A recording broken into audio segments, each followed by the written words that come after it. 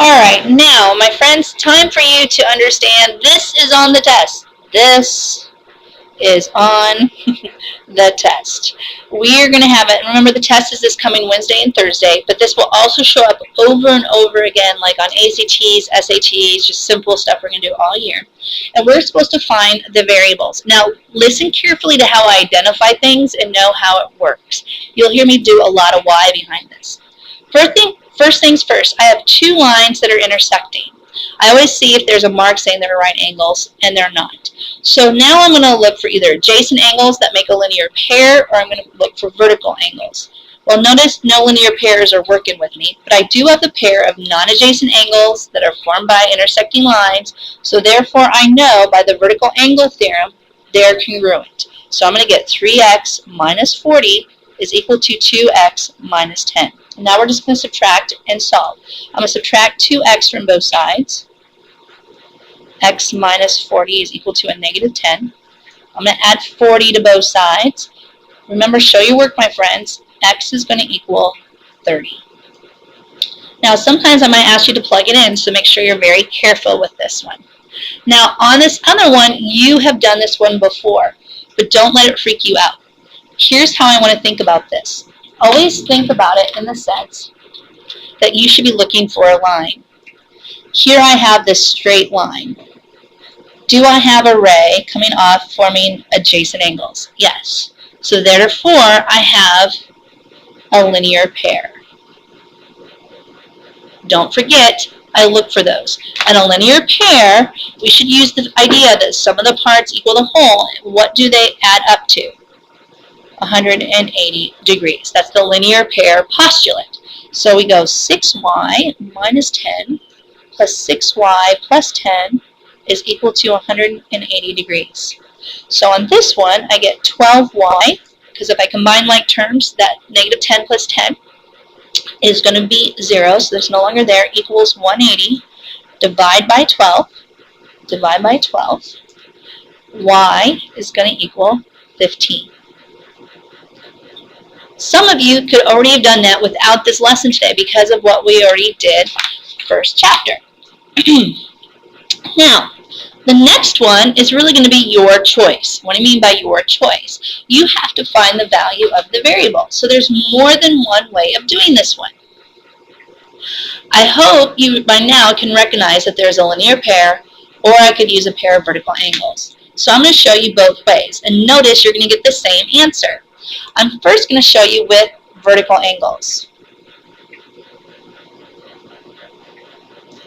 Two lines are intersecting, and I'm looking for the non-adjacent angles. There I have my two vertical angles. So I go 4x plus 1 is equal to 65. Subtract 1. 4x is equal to 64. Divide by 4. X is going to equal, in this case, 16. Now, doing the exact same thing, we could use a linear pair. For instance, you could use these two because remember they're adjacent angles from the same line, or I'm going to cover it up and I'm going to use the fact that 7x plus 3 and my 65 degree angle are adjacent angles from the same line, a linear pair.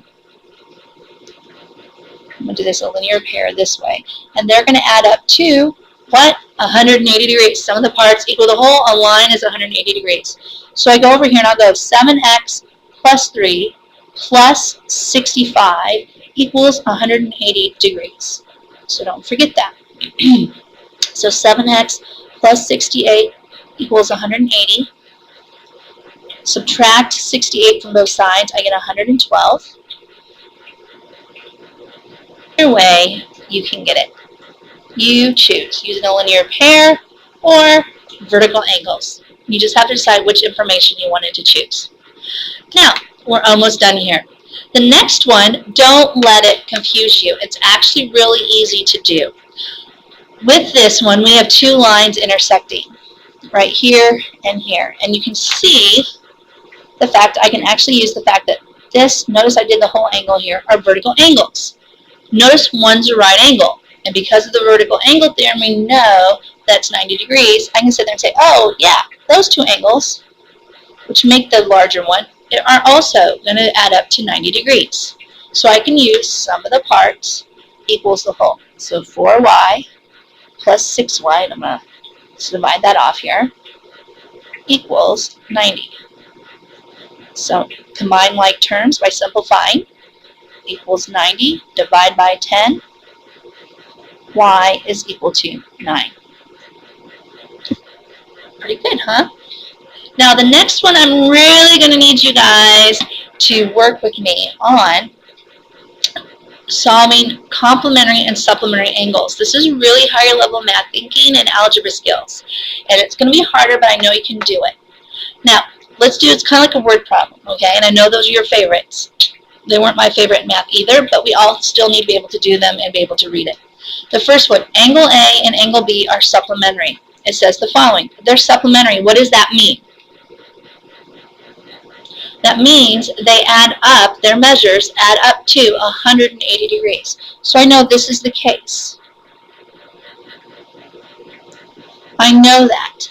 Well, if I'm finding the measure of each angle, I then can use and substitute it in to solve for x, so I can plug it in, right? All right, so let's do this.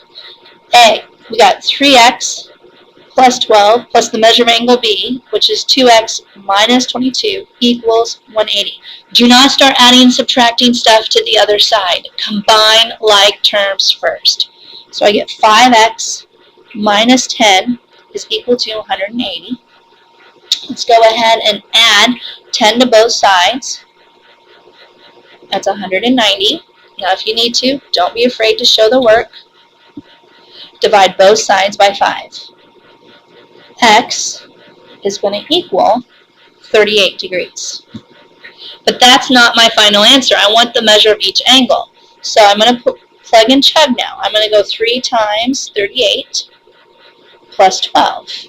Well, 3 times 38 is 114 plus 12, which is 126 degrees. So that's the measure of angle A. Now, I'm not going to take the time to plug and chug for the measure of angle B. Instead, you can, and if you got 54, you know you did it right, or could I just do this? 180 minus 126 to equal 54 degrees. Because I know they're supplementary. But if you wanted to, you could plug and chug. Go 2 times 38 minus 22. And you could go here, you'd get 76 minus 22 is still 54. Notice the answer is the same thing. All right, last problem, and then you are done with these notes. It says angle A is twice as large as its complement, angle B. Now, notice they didn't tell you the measures. They didn't know how to work with it. All I know are that I have 2 angles and they're complementary to each other, which means they add up to 90. So I'm going to call the measure of angle A as x. Now, to find a complement, which is the measure of angle B, right? If I know that A was 50 degrees, its complement would be 40. How did I figure that out? I went 90 minus that. So the complement is going to be 90 minus x. 90 minus the other value. Now let's write it down. It says angle A is twice as large as its complement. So I can go angle A, which is x, is an equal sign, twice as large as its complement. Now I have an algebra problem where I can solve for these two. First, distribute your 2. So I get x is equal to 180 minus 2x. Add the 2x to the other side. I get 3x is equal to 180. Divide by 3. X is going to be 60 degrees. So that means the measure of angle A is 60 degrees. Well, to find the complement, we just go 90 minus 60, which is 30. Now think about how that works. A is twice as large as its complement, B. So it works. So there's your 2 answers. Guys, I'm glad we got through our notes. Long day, a lot of info, but I know we can get through it. Make sure you can review the video if you need to, and make sure you're studying for your test.